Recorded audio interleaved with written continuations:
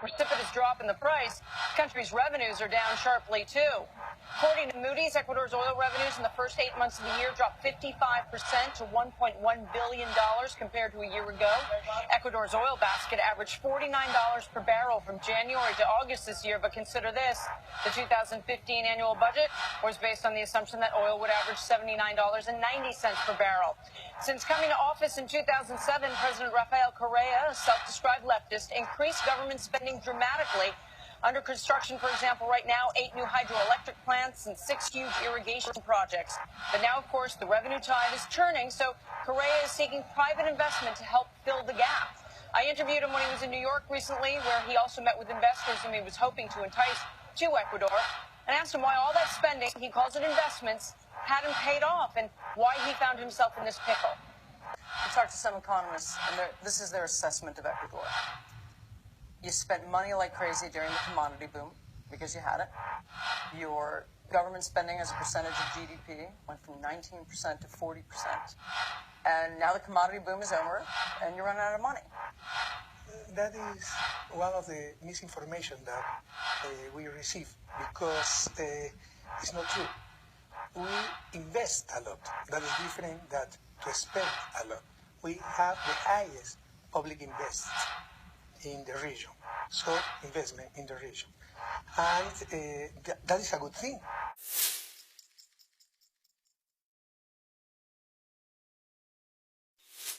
So why haven't all the investments that you've made paid off? I mean, if all the Keynesian spending that you did is so great, why isn't it serving you now to get you through these tough times? Because in economics, like in life, you can have good decision, but bad luck. We had bad luck this year.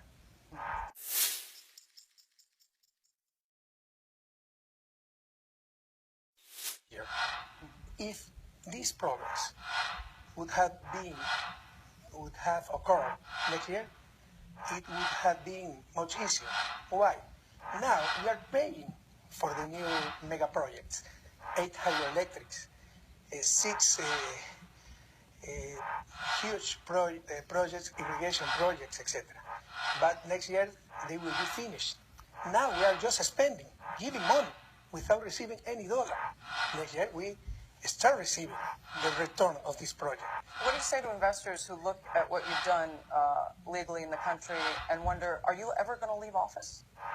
Oh, come on. I don't want to be candidate next period, next election. So you're not going to stand for election? Usually.